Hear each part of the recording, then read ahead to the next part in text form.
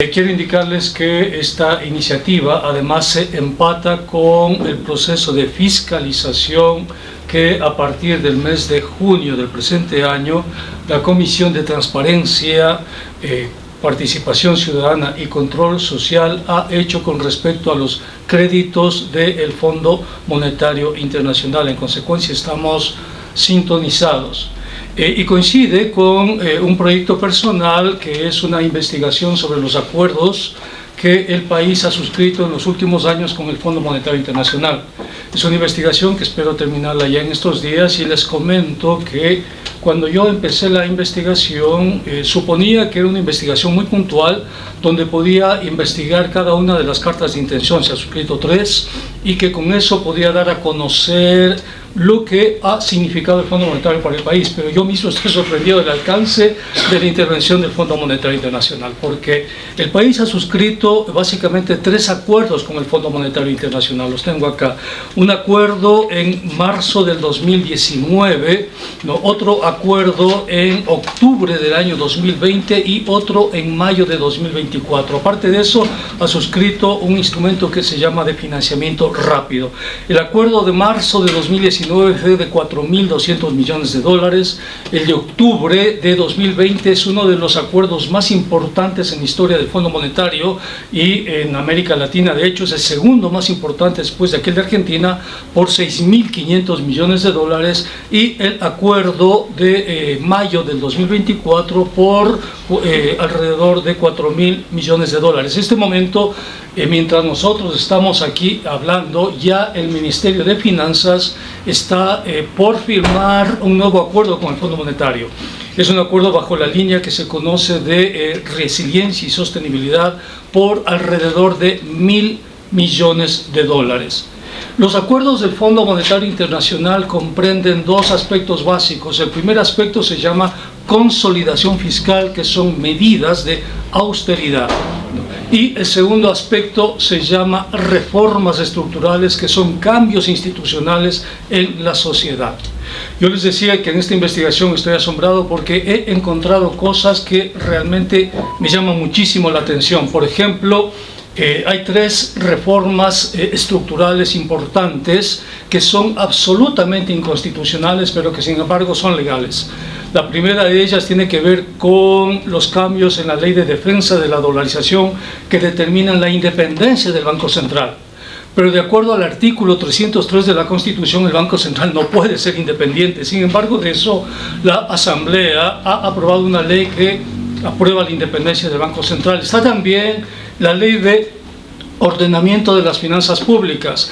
Esa ley le quita la autonomía a los gobiernos autónomos descentralizados, y eso también es inconstitucional, Y los gobiernos autónomos centralizados están sometidos a un estrés financiero producto de estas reformas. Sin embargo, la que más me llama la atención son las reformas a la ley de Contraloría y a la ley de contratación pública, que fue una ley en materia anticorrupción. ¿Por qué me llama mucho la atención esto? Porque esta reforma elimina el derecho constitucional a la presunción de inocencia. Todos somos inocentes hasta que se demuestre lo contrario. Sin embargo, para el Fondo Monetario Internacional todos somos culpables. ¿Por qué? Porque esta reforma obliga a algo que se llama informe de pertinencia y favorabilidad para la contratación pública. Eso es inconstitucional. En las medidas de austeridad, en las medidas de consolidación fiscal, también me sorprendió muchísimo lo siguiente, que el Fondo Monetario propone, por ejemplo, para la carta de intención. ¿Por qué se llaman cartas de intención? Es el Fondo Monetario el que los llama cartas de intención, porque proceden con una ficción jurídica. ¿Cuál es la ficción jurídica? Que supuestamente en la carta de intención las autoridades asumen el programa del Fondo Monetario como si fuera un programa elaborado por las propias autoridades, pero es el staff del Fondo Monetario el que elabora esas medidas económicas. Por eso se llama carta de intención. En la carta de intención de marzo de 2019 se propone ajustar la economía.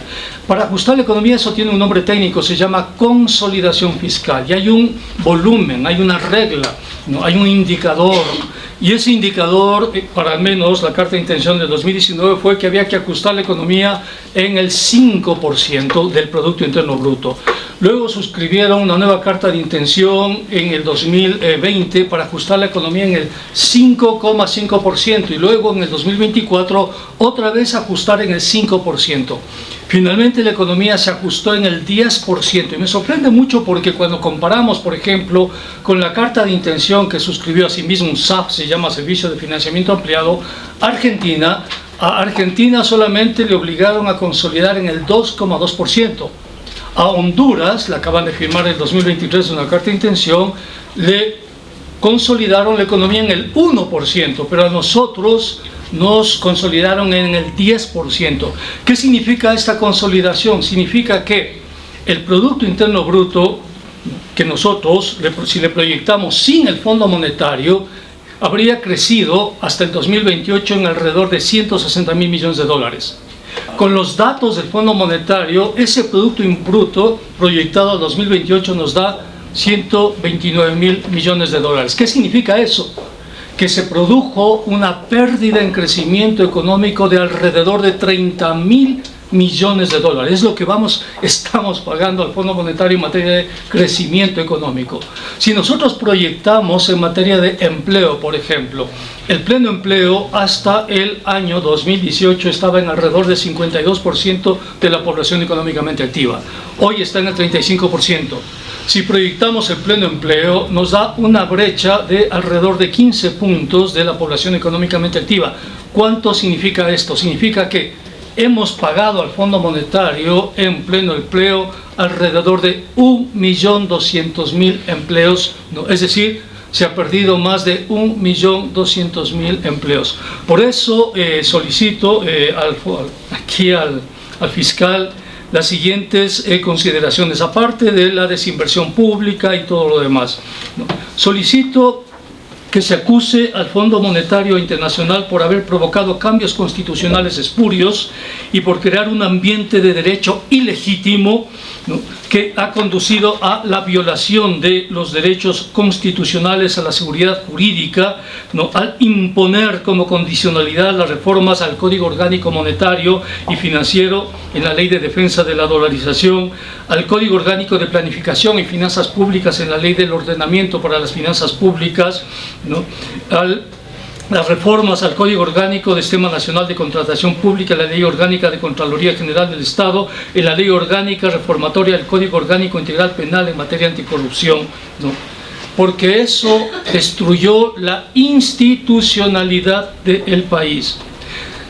También solicito al fiscal, ¿no?, que se acuse al Fondo Monetario por haber provocado de forma intencional recesión, desempleo, pobreza y desarticulación institucional a través de los programas de consolidación fiscal, de ser los responsables directos de las movilizaciones sociales de octubre del año 2019 que costaron la vida a Inocencio Tocumbi, Marco Otto, Raúl Chilpe, Edison Mosquera, Silvia Mera, Josecha Luisa, Gabriel Angulo, Abelardo Vega, Edgar Yucaya, además de ser quienes provocaron la represión de octubre de 2019 por parte del gobierno de Lenín Moreno, y en donde se cometieron crímenes de lesa humanidad de conformidad con los informes de la Comisión Interamericana de Derechos Humanos, la Defensoría del Pueblo y el informe de las Naciones Unidas.